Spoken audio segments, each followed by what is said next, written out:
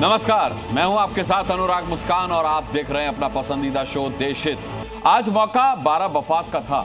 मुस्लिम समाज के इस त्योहार के मौके पर देश के अलग अलग हिस्सों से 3 बड़ी तस्वीरें सामने आई हैं। पहली तस्वीर श्रीनगर से आई है। ये देखिए आपकी स्क्रीन पर तीनों तस्वीरें। पहली तस्वीर श्रीनगर से, जहां हजरत बल दरगाह में देश के नेशनल एम्बलम को, राष्ट्रीय चिन्ह के साथ खिलवाड़ की गई। उसकी गरिमा को पत्थरों से रौंदने की, तोड़ने की कोशिश की गई और ऐसा किया कट्टरपंथियों ने। दूसरी तस्वीर मध्य प्रदेश के सागर से आई, जहां 12 वफात के जुलूस में खुलेआम सिर तन से जुदा के नारे लगाए गए। ये नारे भी लगाए कट्टरपंथियों ने। और तीसरी तस्वीर यूपी से आई, जहां 12 वफात पर भाईजान कानून की ओर से तय की गई हद में नजर आए। त्योहार मना, शांति से मना, क्योंकि वहां योगी हैं और हद तोड़ने का मतलब कट्टरपंथी अच्छे से जानते हैं। ये तीनों खबरें विस्तार से आपको दिखाएंगे, लेकिन सबसे पहले खबर श्रीनगर वाली देखिए, जहां कट्टरपंथियों की नापाक हरकत की सबसे ताजा तस्वीर देखने को मिली है। हजरत बल दरगाह में देश के राष्ट्रीय चिन्ह को पत्थरों से मार मार करके तोड़ा गया, उस पर हमला किया गया, उसे नुकसान पहुंचाया गया।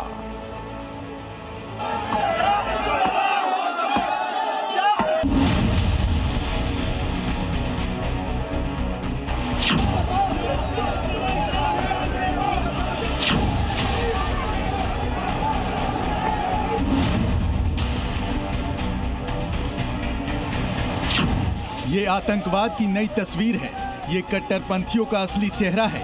वक्फ और शरीयत की वकालत करने वाले ये नफरती पत्थर से लोकतंत्र को कुचल रहे हैं। जिस घाटी में आतंकियों ने 22 अप्रैल को मासूमों का खून बहाया, उसी घाटी में ये आतंकी सोच वाला गैंग लोकतंत्र पर आघात कर रहा है। इन लोगों को आतंकी कहना इसलिए जरूरी है क्योंकि इन्होंने लोकतंत्र पर हमला किया है। इन्हें आतंकी कहना इसलिए जरूरी है क्योंकि इन्होंने राष्ट्रीय चिन्ह को मिटा दिया है।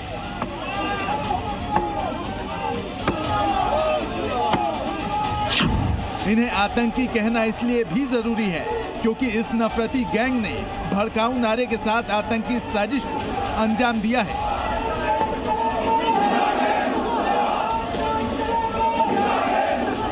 सभी को लगा था कि घाटी से पत्थरबाजों का सफाया हो गया, लेकिन ऐसा नहीं है।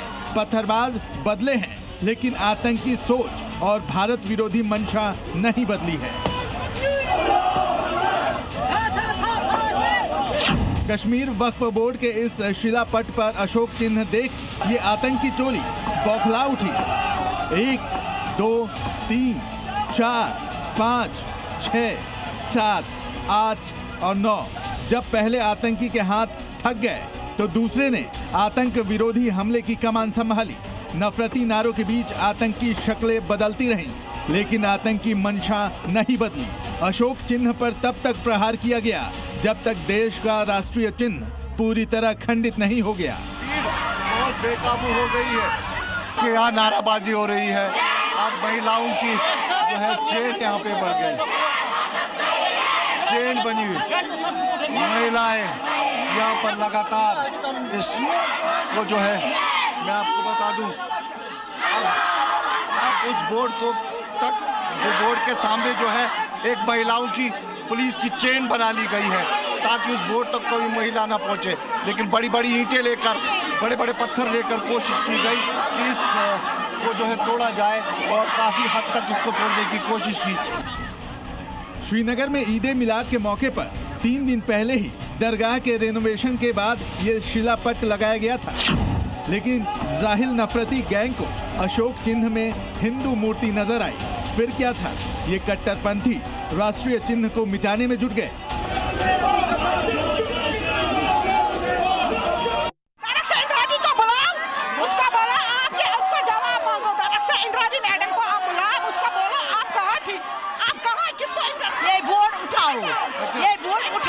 क्यों? ये दारक्षा इंद्रावी ने आप 10 चारा लगाया, ये उठाओ। यहाँ मूर्ति लगी है ना, ये हमें कभी मंजूर नहीं, हम मर जाएंगे, हम मिट जाएंगे, लेकिन ये यहाँ होने नहीं देंगे। हम अपना खून यहाँ बिछा देंगे, लेकिन ये नाइंसाफी नहीं, अपने इस्लाम के साथ नाइंसाफी नहीं होने देंगे। ये हमारे इस्लाम का मामला है, इस्लाम का मामला है, इस्लाम के साथ खिलवाड़ नहीं होना चाहिए। इंद्रावी ने ये गलत किया। सुनिए, सुनिए, दरक्षणा अंद्राबी कहती है ये नेशनल एम्बलम है। सुनिए मेरी बात, वो एमएलए उसने इनॉग्रेशन किया है इसको, उसने नहीं देखा तब ये क्या है, उसको हमको अलाउड नहीं है अंदर, उसको अलाउड है अंदर। ये हमारी जज्बात से खेल रहा है, हमारी जज्बात से खेल रहा है। हमारा मजहब है ये, हमारी मजहब से बद मजाक है। हमें कोई झगड़ा किसी से नहीं करना। पुलिस को भी आप इनका मेरी बैठा, उसको सवाल पूछो, आप बोलो आपने कैसे लगाया, आपने दरक्षणा अंद्राबी कहती है नेशनल एम्बलम है। कैसे? वक्फ बोर्ड तो उसी के हाथ में है ना, वक्फ बोर्ड तो उसी के हाथ में है ना, उसी की निगरानी में होता था ना काम, उसी की निगरानी में काम होता था, वही देखती थी, उसने नहीं देखा ये। जी जी, आप चाहती है बोर्ड हट जाए? बोर्ड हट जाए, हटना चाहिए, बोर्ड हटना चाहिए। जी हाँ। इस नफरती गैंग के हिसाब से राष्ट्रीय चिन्ह दरगाह में अलाउ नहीं है। ये वही सोच है जो शरिया कानून को लोकतंत्र से ऊपर मानती है। हजरत बल दरगाह के बाहर आतंकियों का पुराना पैटर्न भी देखने को मिला।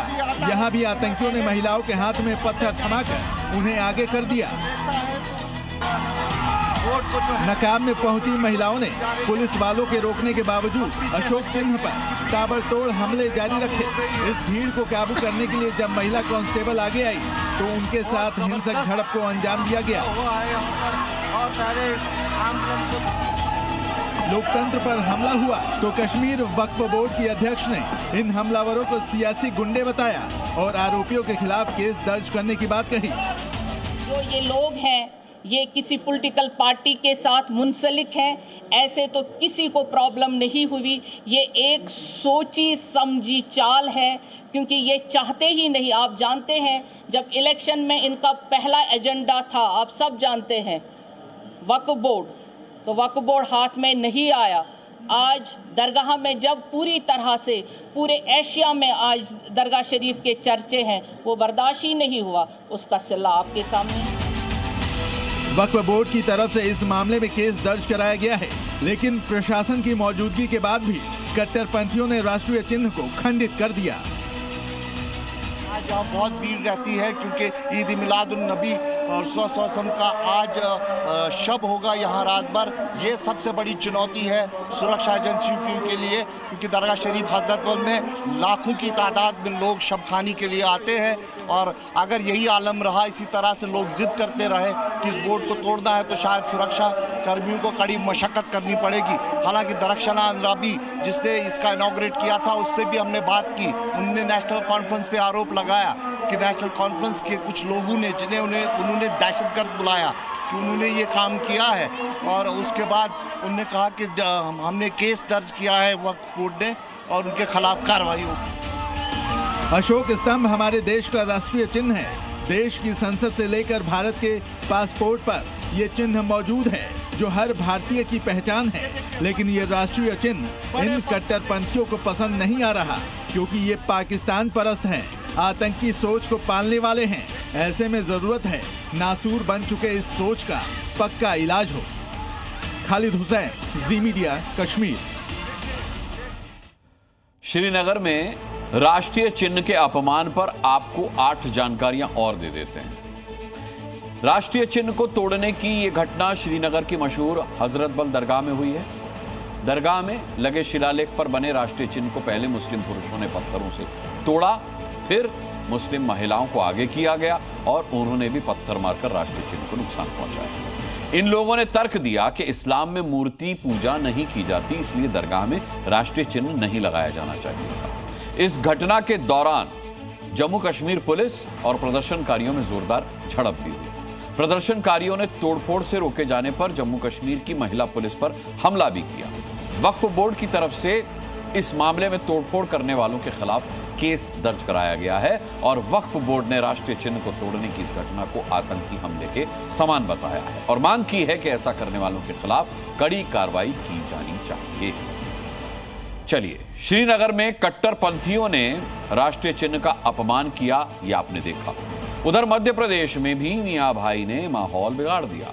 बारा वफात से पहले सागर जिले में मुस्लिम समुदाय ने जुलूस निकाला, जिसमें सिर तन से जुदा के नारे लगाए गए, भड़काऊ नारे लगाए गए, सैकड़ों की भीड़ के बीच नारे लगाए गए, जिसका वीडियो वायरल है। हिंदू संगठन अब गुस्से में हैं। उनकी मांग है कि जिसने भी मजहबी जुलूस में भड़काऊ नारेबाजी की है उनके खिलाफ रासुका लगाई जाए।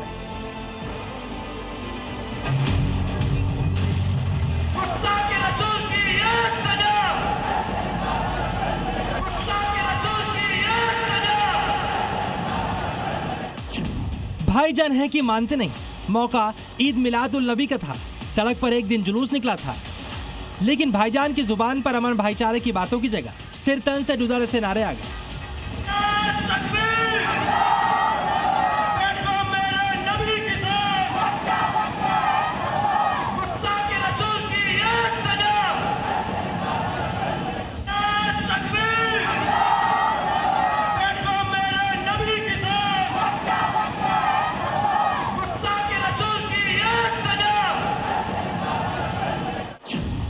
मध्य प्रदेश में मियां भाई ने विवादित नारेबाजी करके माहौल को बिगाड़ ही दिया।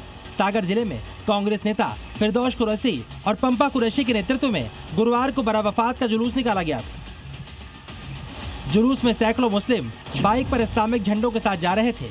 जुलूस जब शहर के 3 बत्ती इलाके में पहुंचा तो बीच सड़क पर मजहबी नारेबाजी शुरू हो गई और सिर तन से जुदा के नारे लगाए जाने लगे।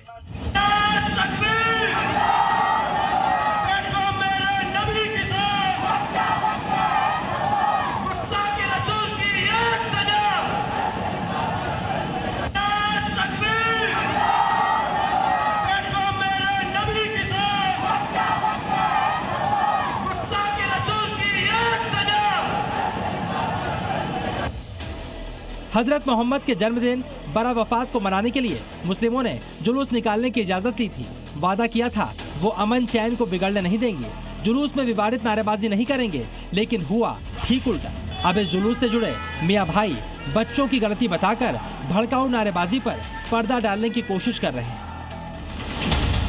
सागर जिले में जिस तरह भीड़ भाड़ वाले चौराहे पर सिर तन से जुदा के नारे लगाए गए, उससे न सिर्फ माहौल बिगड़ गया बल्कि इसने हिंदुओं को आक्रोशित कर दिया। हिंदू पूछ रहे हैं कैसे सरेआम जहरीली नारेबाजी हुई और पुलिस को खबर तक नहीं पहुंची। सागर जैसे शहर में हृदय स्थल 3 बत्ती पर एक मुस्लिमों की भीड़ आके यदि नारा लगाती है कि गुस्ताखे रसूल की एक सजा सर तन से जुदा, तो ये नारा प्रशासन के मुंह पर और सेकुलर हिंदुओं के मुंह पर तमाचा है कि जो घटनाएं सागर में नहीं होती थी अब उनकी शुरुआत सागर में हो चुकी है। कड़ी कार्रवाई का आश्वासन जिला प्रशासन के अधिकारियों ने दिया था और कहा था कि सागर में जो सामाजिक सौहार्द बिगाड़ेगा उस पर कड़ी कार्रवाई की जाएगी। लेकिन जो आज मुस्लिम समाज का जो जुलूस निकला उसमें कुछ अराजक तत्वों ने सर तन से जुदा जैसे सामाजिक सौहार्द बिगाड़ने वाले नारे लगाए। इस पर शिवसेना संगठन को कड़ी आपत्ति है। इन पर देशद्रोह का मुकदमा दर्ज होना चाहिए। इन्होंने अपने जो शहर की फिजा है उसको भी खराब करने की कोशिश की। इस प्रकार के आयोजन यदि धार्मिक हो रहे हैं, इस प्रकार के नारे लगाने की आवश्यकता है। हम लोग भी धार्मिक आयोजन करते हैं, उसमें सामाजिक सद्भाव के लेकर हम काम करते हैं। और जो ये जिस प्रकार के इनने जो एक अभिव्यक्ति की है, ये कहीं ना कहीं देश हित में नहीं है, देश विरोधी है। हिंदू संगठनों ने सिर तन से जुदा के नारे लगाने वालों पर FIR दर्ज करने की मांग की है, जिसके लिए पुलिस को चिट्ठी भी सौंपी गई। भड़काऊ नारों की आज भोपाल तक पहुंच गई। हिंदू संगठनों ने आरोपियों पर NSA लगाने के लिए 24 घंटे का अल्टीमेटम दिया है और चेतावनी दी है, अगर ऐसा नहीं हुआ तो हिंदू संगठन सड़क पर उतरकर आंदोलन करेंगे। इस प्रकार के जुलूसों पे तत्काल प्रतिबंध लगाना चाहिए। हिंदुस्तान का नमक खा के हिंदुस्तान को गर्राते हैं और कहते हैं कि सर तन से जुदा। ये बांग्लादेश और पाकिस्तान बनाने की तैयारी में ये गजवाए हिंद के लोग हैं। अगर इस प्रकार की कोई घटना सामने आती तो हमारे पूरा हिंदू संगठन पर फिर उनको प्रशासन को हाथ में लेना पड़ेगा। यूथ से लेकर बुजुर्ग सब बवाल काट रहे हैं। ये चाहेंगे कि अगर इस तरह से ये बयान देंगे हम भी सड़कों पर निकलेंगे, हिंदुस्तान सड़कों पे उतरेंगे। भाई इस प्रकार से भड़काऊ भाषण नहीं देना चाहिए। धार्मिक जुलूस धार्मिकता की तरह से मनाओ, सबको आजादी है। तत्काल 24 घंटे के अंदर इन देश विरोधियों पे जिसने नारे लगाए इनकी जांच की जाए। हमारा ये निवेदन है कि ये इसको हिंदुस्तान को तालिबानी ना बनने दे, ताकि हम सभी लोग पारंपरिक रूप से तालिबान तो नहीं बनेगा भाई, हिंदुस्तान है, हिंदुस्तान ही रहेगा। ये बनाना चाह रहे हैं। ये बने ऐसे भाषणों से आक्रोशित होंगी जनता। सिमी से जुड़े हुए कार्यकर्ता हो सकते हैं, ये इन लोगों की हरकतें हैं। नहीं, वो देश के हिंदुस्तान के लोग हैं जो नारे लगाए। नहीं, ये देशद्रोही है। देशद्रोही है, हाँ बिल्कुल। मोहन फोर्स भड़काऊ नारे की वीडियो की पड़ताल कर रही है। हनुमान मंदिर और गणेश पंडाल के ठीक सामने उन्मादी नारे की वीडियो में शामिल लोगों की पहचान की जा रही है। नारे निश्चित तौर पर शहर का माहौल बिगाड़ने और नफरत फैलाने के लिए लगाए गए। जल्द ही माहौल बिगाड़ने वाले मियां जी पर कानूनी कार्रवाई होगी। प्रमोद शर्मा, जी मीडिया, सागर। बारह वफात पर मध्य प्रदेश में विवादित नारे लगे, लेकिन यूपी के मुस्लिम मोहल्लों में त्योहार पर बिल्कुल शांति रही। जुलूस भी निकला, लेकिन कहीं कोई बवाल नहीं हुआ। इसकी वजह रही योगी फोर्स की तैयारी। चप्पे चप्पे पर पुलिस बल की तैनाती। संभल से लेकर सहारनपुर तक पुलिस ने सुरक्षा का ऐसा तगड़ा इंतजाम किया था कि परिंदा भी पर न मार सके, और योगी फोर्स की ये मेहनत रंग भी लाई।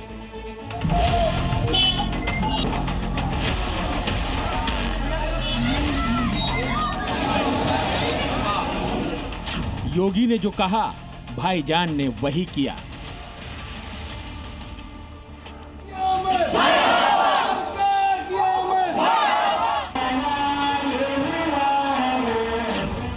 बारह वफात यानी ईद मिलादुन नबी के मौके पर अमेठी में जुलूस निकला, लेकिन क्या मजाल कि कोई शांति को टेढ़ी नजर से भी देखे। जुलूस को देखते हुए प्रशासन ने पहले से ही तगड़े सुरक्षा इंतजाम कर रखे थे। मोहम्मद साहब का संदेश था कि हमारा देश अमन चैन से रहे, तो मैं भी जनमानस से ये अपील करता हूं कि सब भाईचारा बना के रहें, अमन चैन से रहें। योगी फोर्स की गाइडलाइंस मियां जी ने कबूल की। बारह वफात जुलूस और गणेश प्रतिमा विसर्जन यात्रा को लेकर झांसी में भी पुलिस ने सुरक्षा के कड़े इंतजाम किए थे। क्विक रिस्पांस टीम और पीएसी के जवानों के साथ साथ खुफिया विभाग के कर्मचारियों को सुरक्षा के मद्देनजर चप्पे चप्पे पर तैनात किया गया था। ड्रोन और सीसीटीवी कैमरों से नजर रखी जा रही थी। योगी का ऑर्डर, डीजे पर कंट्रोल रहे। मुस्लिम मोहल्ले में बारह वफात पर शांति। दोनों ही समुदायों के त्योहारों में खलल डालने वालों पर पुलिस की नजर थी। सब शांतिपूर्वक संपन्न हुआ क्योंकि पुलिस सख्त थी। बारह वफात के मौके पर मस्जिदों को रंग बिरंगी रोशनियों से सजाया गया और बाद में जुलूस निकाला गया। लोग अमन चैन और भाईचारे के साथ त्योहार मनाते नजर आए। योगी फोर्स की गाइडलाइंस मियां जी ने कबूल की। मजहबी दंगों का एपिसेंटर कहे जाने वाले संभल में बारह वफात का जुलूस निकला तो भीड़ पूरी तरह से काबू में नजर आई। संभल के भाईजान ने पूरे सलीके के साथ गाइडलाइंस का पालन करते हुए जुलूस निकाला। इस वक्त मैं मौजूद हूं सत्यवर्त पुलिस चौकी का जो कंट्रोल रूम है। यहां पर आप देख सकते हैं कि किस तरीके से बड़ी बड़ी जो स्क्रीन है वो यहां पर लगी है और जिसमें करीब 100 से ज्यादा जो सीसीटीवी कैमरे हैं वो यहां पर लगाए गए हैं, क्योंकि अभी फिलहाल इस इलाके में ईद मिलादुन नबी और इसी के साथ 6 सितंबर को गणेश चतुर्थी है और उसको लेकर के उत्तर प्रदेश पुलिस की योगी फोर्स पूरे तरीके से अलर्ट है। यही नहीं, संभल की सड़कों और गलियों में सैकड़ों पुलिस वाले मुस्तैद थे, जिनकी नजर से जुलूस में शामिल एक भी शख्स बचकर नहीं निकल सकता था। जो जुलूस है वो भी यहाँ पर निकल रहा है और जिस चौराहे पर मैं मौजूद हूँ यहाँ पर जो पुलिस फोर्स है उनको यहाँ पर तैनात किया गया है। लगभग 300 पुलिस कर्मचारी लगे हैं, लगभग 6 से ज्यादा इंस्पेक्टर लगे हैं, 2 सीओ लगे हैं, मैं खुद हूँ, पीएससी लगी हुई है, आरएफ लगी हुई है, साथ में ट्रैफिक की ड्यूटियां भी हैं, रूफटॉप ड्यूटी भी लगी हुई है, जिससे एक परंपरागत जुलूस को संपन्न कराया जाए। संभल में योगी फोर्स के लिए शांति और सुरक्षा बनाए रखना एक बड़ा टास्क था। संभल के सिंघम अनुज चौधरी समेत पूरी योगी सेना प्लान के साथ इस मिशन में जुटी थी, जिसका नतीजा आज संभल की सड़कों पर दिखा। भारी संख्या में पुलिस फोर्स को तैनात किया गया है। वहीं इसी के साथ एक बड़ा काफिला जो है आप यहाँ पर पुलिस का देख सकते हैं। ये वो पुलिस के वाहन है जिनको की जुलूस में शामिल किया गया है और भारी संख्या में जो पुलिस फोर्स है उनको यहाँ पर तैनात किया गया है। मेरे कैमरामैन अगर आपको पीछे तक दिखाएंगे कि आपको यहाँ पर पुलिस की जो गाड़ियां हैं वो आपको यहाँ पर नजर आ जाएंगी। योगी फोर्स की गाइडलाइंस मियां जी ने कबूल की। लखनऊ में बारह वफात के जुलूस में हजारों की तादाद में मुस्लिम समुदाय के लोग इकट्ठा हुए। लखनऊ में भारी तादाद में पुलिस फोर्स की तैनाती थी। मेरे पीछे हजारों की संख्या में जो लोग हैं वो इस जुलूस में शामिल हुए हैं और यहाँ पर जो लखनऊ का सबसे बड़ा जो जुलूस है बारह वफात का वो यहीं से निकलना शुरू होता है। आप यहाँ पर देख पा रहे होंगे कि किस तरीके से लोगों में जोश है। लोग अपने अपने जो झंडे हैं उनके साथ में जो जुलूस है उसको यहाँ पर निकाल रहे हैं। खुशी का माहौल यहाँ पर है और यहाँ पर लखनऊ में इस बात का भी खासा ख्याल रखा गया कि गणेश उत्सव और मिलादुन नबी के जुलूस का रास्ता अलग अलग हो। इस्लामिक सेंटर ऑफ इंडिया की तरफ से जो एडवाइजरी जारी की गई उसको लोगों ने ध्यान में रखा और किसी तरह की जुलूस में बेवजह की नारेबाजी नहीं की गई। ये सहाबा इकराम को जो तबर्रे बके जाते हैं ये उसके जवाब में है, और ये जुलूस कोई मुतय्यन दिन नहीं है, ये पहला जुलूस रमजान में भी निकला था। आप मैसेज देंगे समाज को, सोसाइटी को, लोगों को? मोहब्बत का दिन है, प्रेम का दिन है आज का, और बाराफात का जो मोहब्बत का दिन है, सब लोग मिलजुल के रहे और यही मैसेज देने की कोशिश यहाँ पर की जा रही है। जो जुलूस है वो यहाँ पर निकल रहा है, आप देख पा रहे होंगे। यहाँ पर व्यवस्था बिल्कुल चाक चौबंद थी। सांप्रदायिक विवाद की साजिश दूर खड़ी कोने में सिसकती रही क्योंकि योगी फोर्स का डंडा उसकी नजरों के सामने था। तरीके से यहाँ पर जो अधिकारी यहाँ पर चल रहे हैं उनके हाथों में जो सुरक्षा के है, बॉडी प्रोटेक्टर से लेके आपको सभी चीजें जो है वो आपको यहाँ पर नजर आ जाएगी। आरपीएफ, आरएफपीएफ के जो जवान हैं उनको भी तैनात किया गया है। 1000 से ज्यादा जो पुलिसकर्मी हैं उनको यहाँ पर, क्योंकि जिससे कि ये जो कानून व्यवस्था है वो बनी रहे। और त्योहार हिंदू का हो, मुसलमान का हो, सिख का हो, योगी फोर्स की तैयारी पूरी रहती है। यही वजह है कि देश के दूसरे राज्यों से विवाद की खबरें आईं, बवाल की खबरें आईं, लेकिन यूपी में सब शांति शांति रहा। ब्यूरो रिपोर्ट, जी मीडिया। उत्तर प्रदेश के संभल में सनातन के खिलाफ साजिश कभी कामयाब नहीं हो सकती। अतिक्रमणकारी लाख कोशिश कर लें लेकिन सनातन के सबूत प्रकट हो ही जाते हैं। संभल के मुस्लिम बाहुल्य गांव में सनातन का नया सबूत मिला है। एक प्राचीन कूप जिसे कूड़े करकट का ढेर लगाकर पाट दिया गया था, उसे योगी प्रशासन ने बुलडोजर से खुदाई करके पुनर्जीवित कर दिया। देखिए।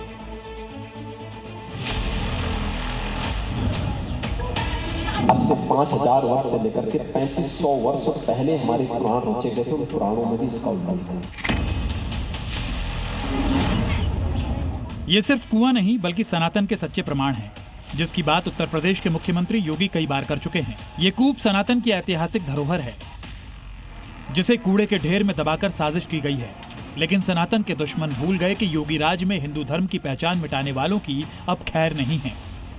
भगवान विष्णु के 10वें अवतार कल्कि की जन्मस्थली के रूप में प्रसिद्ध उत्तर प्रदेश के संभल में एक और प्राचीन कूप मिला। ये कूप सदीरनपुर गांव में मिला, जहां मुस्लिमों की बड़ी आबादी है। मुस्लिम आबादी के बीच इस कुएं को कई वर्ष पहले बंद कर दिया गया था। कूड़ा कचरा और मिट्टी डालकर उसके अस्तित्व को खत्म कर दिया गया था। लेकिन योगी प्रशासन ने सनातन के प्रमाण इस कूप को खोज निकाला। बुलडोजर से खुदाई करके न सिर्फ कुएं को खोजा गया बल्कि उस पर कब्जा करने वालों को भी साफ साफ चेतावनी दे दी गई है, अगर फिर से अतिक्रमण हुआ तो अंजाम बुरा होगा। अतिक्रमण करते करते काफी वहाँ पे उसका अस्तित्व समाप्त कर दिया गया था लोगों के द्वारा। आज नायब तहसीलदार और पुलिस के द्वारा संयुक्त कार्रवाई करते हुए उस कुएं को पुनर्जीवित किया गया है और जनहित के लिए उस कुएं का उपयोग पहले होता था, दोबारा से उसको हमने पुनर्जीवित किया है। वर्षों पुराना था, एग्जैक्ट इसकी डेट निकालना थोड़ा मुश्किल है, लेकिन सैकड़ों वर्ष पुराना वो प्रतीत होता है वैसा। और ग्रामीणों के द्वारा ही वहाँ पे कुछ गंदगी और अतिक्रमण करते करते उसका अस्तित्व समाप्त कर दिया गया था। संभल के इस ऐतिहासिक कूप में करीब 8 फीट गहराई तक खुदाई हो चुकी है। इसे संरक्षित करने का काम तेजी से चल रहा है, जिसे देखकर सनातनी प्रसन्न हैं। उन्हें खुशी इस बात की है कि जिन प्रमाणों को साजिश करके जमींदोज किया गया था वो योगी राज में अपनी वास्तविक शक्ल में फिर से वापस आ रहे हैं। कूप जो हमारे बिल्कुल लुप्त हो गए थे उनको प्रशासन ने, विशेषकर नगर पालिका ने बहुत सहयोग करके उनको कब्जे में लिया है। और मैं जहाँ तक समझता हूँ कि 68 तीर्थों में से हमारे 38-34 तीर्थ तो जागृत हो गए हैं, मिल गए हैं, और 19 कूप मिल गए। जिन लोगों ने किसी भी पौराणिक मंदिर पे या तीर्थ पे या कूप पे कब्जा किया हुआ है वो स्वतः ही उसको छोड़ दे, उसको इंगित करे, बताए। प्रशासन उसको निकालने का काम कर ही रहा है। पिछले वर्ष संभल में विवादित जामा मस्जिद में सर्वे को लेकर हिंसा हुई थी। हिंदू संगठनों का दावा था कि ये मस्जिद नहीं बल्कि हरिहर मंदिर है। योगी सरकार ने न सिर्फ हिंसा के आरोपियों पर कानूनी शिकंजा कसा बल्कि संभल को उसकी असली पहचान देने का बीड़ा भी उठाया। योगी सरकार के निर्देश पर संभल में प्राचीन धरोहरों, तीर्थों और कूपों की तलाश हो रही है। उन्हें पुनर्जीवित किया जा रहा है। तमाम तीर्थों के लिए कुछ सहयोग किया जाता है, लेकिन अब हमारी सरकार ने तय किया है 68 के 68 तीर्थों को, 19 के 19 कूपों को, परिक्रमा मार्ग के पुनरुद्धार का कार्य अब ये डबल इंजन की सरकार उठाएगी। ये हमारा दायित्व भी है, नैतिक कर्तव्य भी है, क्योंकि विकास तभी सार्थक होता है जब वह विरासत के साथ जुड़ती है। संभल प्रशासन लगातार प्राचीन मंदिरों और कूपों की खोज करके उसका जीर्णोद्धार कर रहा है। इसके लिए बुलडोजर कार्रवाई भी की गई है। संभल देश के नक्शे पर सदियों से है, लेकिन सनातन के सबसे ज्वलंत प्रतीकों पर साजिश की धूल जमी हुई थी, जिसे धीरे धीरे उतारी जा रही है। और देश देख रहा है कि कैसे सनातन सिर्फ उसे दोबारा हासिल करने पर अड़ा है जो उसका है। इसलिए मंदिर हो या कूप, एक एक करके उन्हें कब्जा मुक्त किया जा रहा है। नीरज गौड़, संभल, जी मीडिया। संभल में एक मुतवल्ली हैं, नाम है बद्रे आलम। 12 वफात पर तैयारियां हो रही थी। इसमें तिरंगे को लेकर भी लोगों में उत्साह था कि जुलूस में हाथों में तिरंगा रहेगा। लेकिन इसी दौरान बद्रे आलम ने एक ऐसा बयान दे दिया कि बवाल हो गया। बद्रे आलम ने कहा कि सबसे बड़ा देशभक्त मुसलमान है। और बद्रे आलम यही नहीं रुके, उन्होंने आगे कहा कि आरएसएस तो कभी भी देशभक्त नहीं रही। मौलाना के देशभक्ति वाले सर्टिफिकेट पर अब घमासान छिड़ गया है।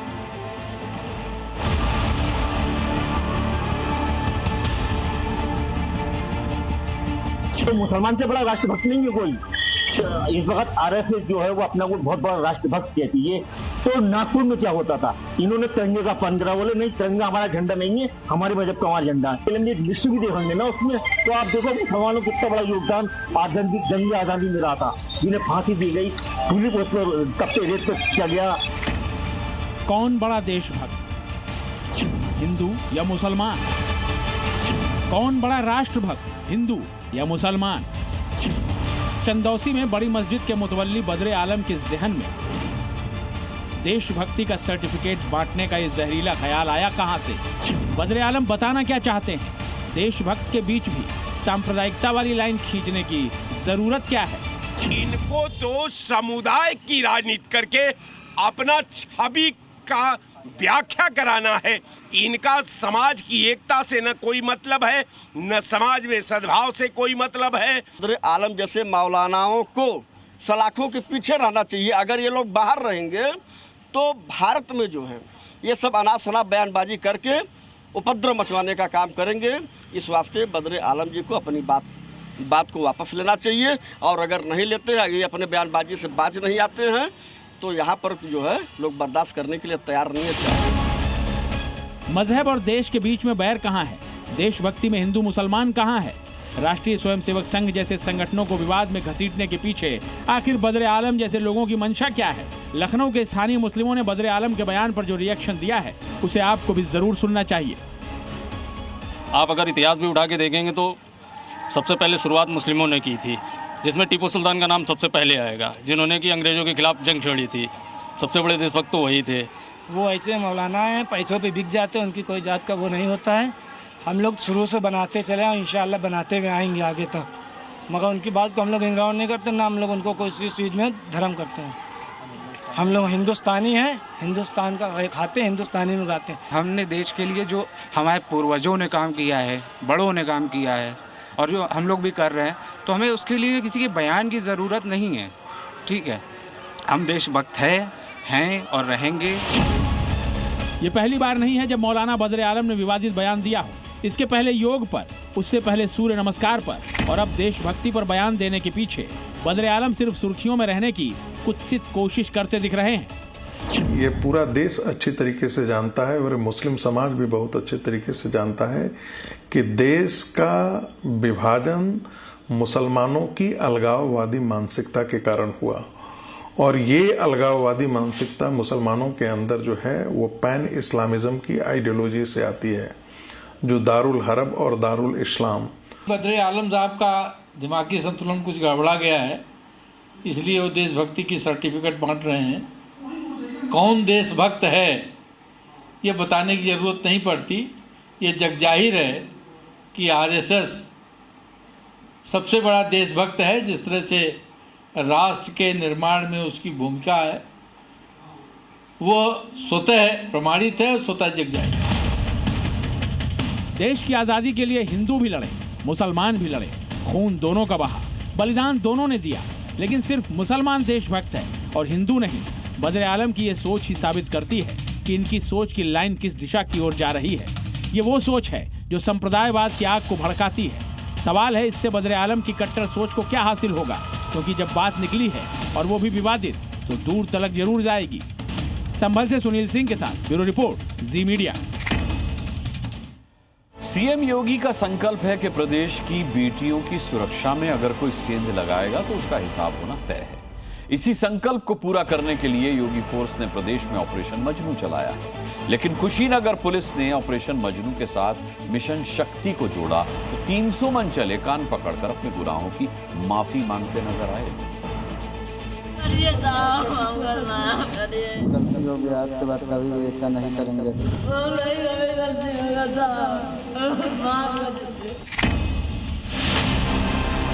कमजोर को न्याय मिले, हर बेटी सुरक्षित हो। बेटियों की सुरक्षा में सेंध लगाने वाली ये मजनू मंडली योगी फोर्स की गिरफ्त में है। अपने किए की माफी मांग रही है। देश की हर बेटी को अपनी बेटी और बहन बता रही है। ये तस्वीरें कुशीनगर की हैं। वही कुशीनगर जहां इसी हफ्ते बेटियों से छेड़छाड़ करने वाले व्हील चेयर पर बैठकर रहम की भीख मांग रहे थे। योगी फोर्स ने मिशन शक्ति और ऑपरेशन मजनू को एक साझा अभियान बनाया। बेटियों को भयमुक्त करने के लिए स्कूल कॉलेजों में संवाद कार्यक्रम किया, जिसके बाद छात्राओं की शिकायत के बाद एक नहीं, दो नहीं, बल्कि 300 से ज्यादा मजनू पुलिस की गिरफ्त में आ गए। जो भी हमारी बच्चियां हैं, बहनें हैं, बेटियां हैं, वो आगे निकल कर आगे कंप्लेन करेंगे या उनके बिहाफ में जो उनके पेरेंट्स हैं, उनके भाई हैं, अगर ये कोई भी कंप्लेन करते हैं तो उसको सख्ती से लेके ऐसे लोगों पर सख्त कार्रवाई किया जाएगा। आप अपनी कंप्लेन को व्हाट्सएप करिए, मैसेज करिए, तत्काल हमारी टीम उस पर कार्रवाई करेगी। बरसते बादलों ने न सिर्फ पहाड़ी इलाकों में बल्कि मैदानों में भी भारी तबाही मचाई है। 23 जिलों वाले पंजाब में नदियों ने ऐसी तबाही मचाई है कि 4 लाख लोगों की जिंदगी मुश्किलों से घिर गई है। देखिए ये रिपोर्ट।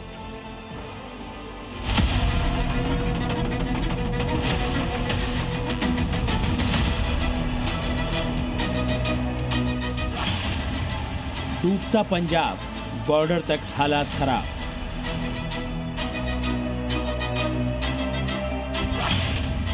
फिरोजपुर में पाक बॉर्डर से लगी फेंसिंग डूबी। कहते हैं कि पानी की कोई सरहद नहीं होती। जहां एक तरफ बाढ़ से पंजाब परेशान है तो वहीं पाकिस्तान के कई इलाके भी सैलाब में डूबे हुए हैं। अब हालात ये हैं कि भारत पाकिस्तान बॉर्डर भी बाढ़ के पानी में डूब गया है। तस्वीरें फिरोजपुर की हैं, जहां बॉर्डर पर भी पूरा पानी भर चुका है। लोग सैंडबैग के जरिए पानी रोकने की कोशिश कर रहे हैं। अमृतसर के 135 गांव इस वक्त बाढ़ की चपेट में हैं, जिसमें सबसे ज्यादा प्रभावित अजनाला इलाका है। अमृतसर में बाढ़ से करीब 1.5 लाख से भी ज्यादा लोग प्रभावित हैं। ट्रैक्टर के जरिए कई इलाकों से लोगों को रेस्क्यू किया गया है। घरों में 2 से 3 फीट तक पानी भरा हुआ है। कई इलाकों में बिजली सप्लाई भी ठप है। बाढ़ ने पंजाब का जो हाल किया है उससे उबरने में न जाने कितना वक्त लगेगा। सतलुज, व्यास, रावी में उफान का असर ये हुआ है कि पंजाब के 1900 से भी ज्यादा गांव इस वक्त भीषण बाढ़ की चपेट में हैं। 23 जिलों में पानी ने ऐसी तबाही मचाई है कि लोगों की रोजी रोटी और फसलें पूरी तरह से बर्बाद हो चुकी हैं। जो पानी कभी किसानों के लिए वरदान था, आज वो सबसे बड़ा अभिशाप बन चुका है। पंजाब में लाखों हेक्टेयर कृषि भूमि बाढ़ से प्रभावित है। मकान पानी में डूबे हुए हैं, मवेशी पानी में बह गए हैं। जगह जगह रेस्क्यू ऑपरेशन चलाए जा रहे हैं। पंजाब के फजिल्का में बाढ़ से क्या हाल हुआ है, जरा इन तस्वीरों से समझिए। आपकी नज़र जहां जाएगी वहां सिर्फ पानी ही पानी है। फजिल्का के 34 से ज़्यादा गांव प्रभावित हैं, जहां पानी भरा हुआ है। एनडीआरएफ लगातार रेस्क्यू कर रही है और इसी रेस्क्यू के बीच एक मां और बेटा भी अपने घर में फंसे हुए थे। एनडीआरएफ की टीम ने उन्हें देखा, फिर बोट के जरिए पहुंची और उन्हें रेस्क्यू किया गया।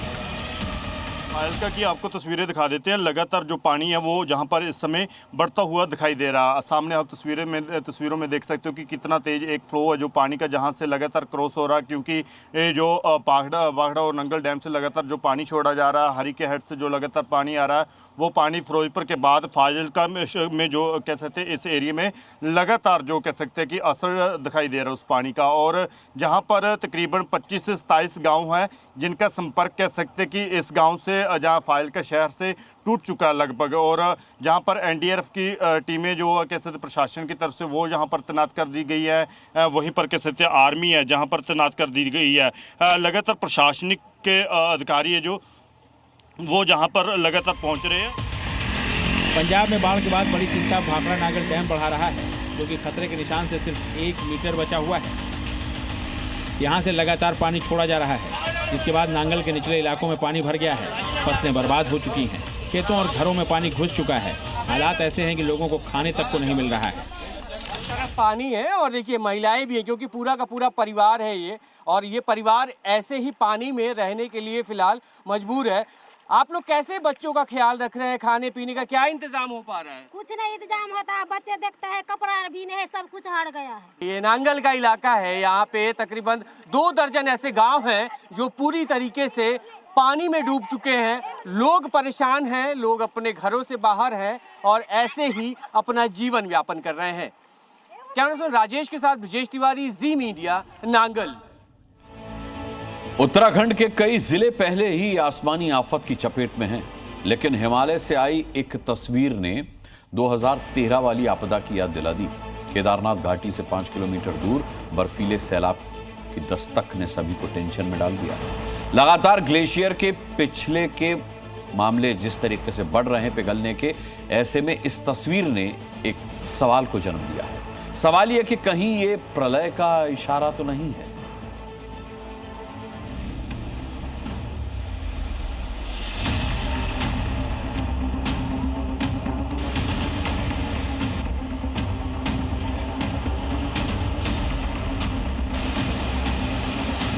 केदारनाथ में 2013 वाली तबाही ने उत्तराखंड ही नहीं पूरे भारत को हिला दिया था। एक बार फिर केदारनाथ से आई इस तस्वीर ने 2013 वाली तबाही के जख्मों की याद दिला दी है। यह तस्वीर केदारनाथ धाम से महज 5 किलोमीटर दूर चोराबाड़ी ग्लेशियर की है। तस्वीरों में साफ नजर आ रहा है कि हिमालय से बर्फीली आफत तेजी से जमीन की ओर बढ़ रही है। भारी हिमस्खलन ने एक बार फिर पर्यावरणविद और बाबा केदार के भक्तों की चिंता बढ़ा दी है। पिछले साल भी केदारनाथ धाम के ऊपर ग्लेशियर में कई हिमस्खलन हुए थे, जो ये बता रहे हैं कि हिमालय का मिजाज ठीक नहीं है।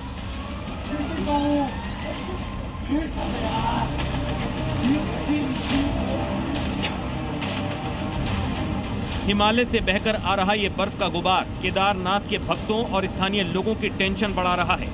एक और जिला आपदा प्रबंध अधिकारी इसे सामान्य घटना बता रहे हैं, तो वहीं पर्यावरणविद इस हिमस्खलन के पीछे 2 वजहों की आशंका जता रहे हैं।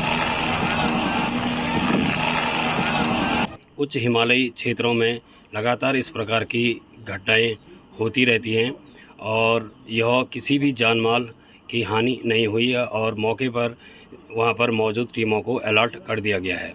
हर साल जो है पहाड़ी ढालों में जो बर्फ़ पड़ती है वो धीरे धीरे करके स्लोप पे एकत्रित होती है, ठीक है, लेकिन जैसे ही वो एक सीमा से ज़्यादा एक्युमुलेट हो जाएगी किसी जगह पे उसकी थिकनेस, तो वो अपने लोड से, ग्रेविटी से नीचे खसकने लगती है।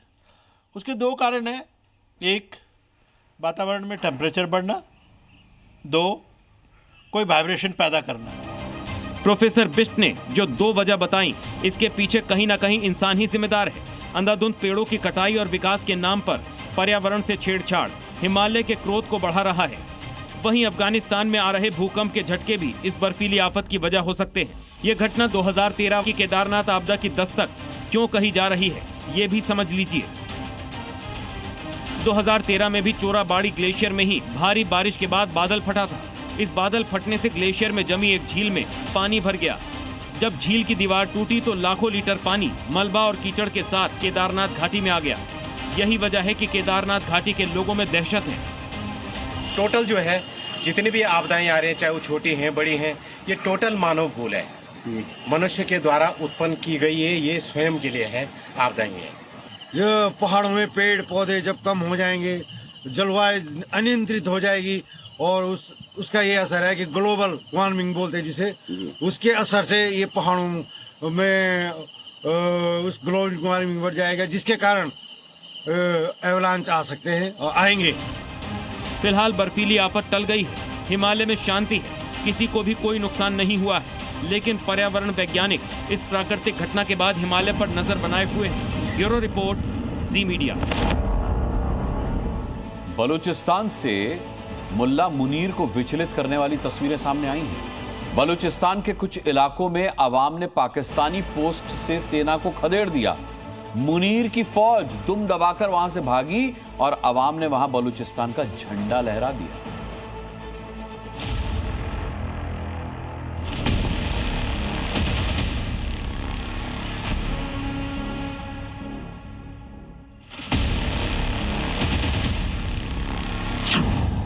खाक में मिल गई पाकिस्तानी सेना की वर्दी। बूटों से रौंदकर बलोचों की आवाज को दबाने वाली पाकिस्तानी फौज की अब खैर नहीं। दौड़ा दौड़ाकर मुनीर की फौज को पीट रही है बलूचिस्तान की आवाम। हालात इतने बदतर हैं कि पाकिस्तान की सेना को अपना पोस्ट छोड़कर भागना पड़ रहा है। जहां कल तक पाकिस्तान का झंडा लहराता था, आज बलूचिस्तान लिबरेशन आर्मी ने परचम फहरा दिया। मुनीर आर्मी को बीएलए ने जाहिरी से भगा दिया। बलूचिस्तान के सिर्फ जाहिरी में मुनीर फौज सिर पर पांव रखकर नहीं भाग रही, बलूचिस्तान के कई इलाकों को छोड़कर पीछे हटना पड़ा है। इन जगहों पर बलूच लिबरेशन आर्मी समेत दूसरे हथियारबंद विद्रोहियों ने कब्जा जमा लिया है। इस्लामाबाद वाली हुकूमत और रावलपिंडी वाली आर्मी के खिलाफ बलोच दशकों से विद्रोह कर रहे हैं। जुल्म और अत्याचार के बूते आर्मी बलोचों को कुचलती आई है।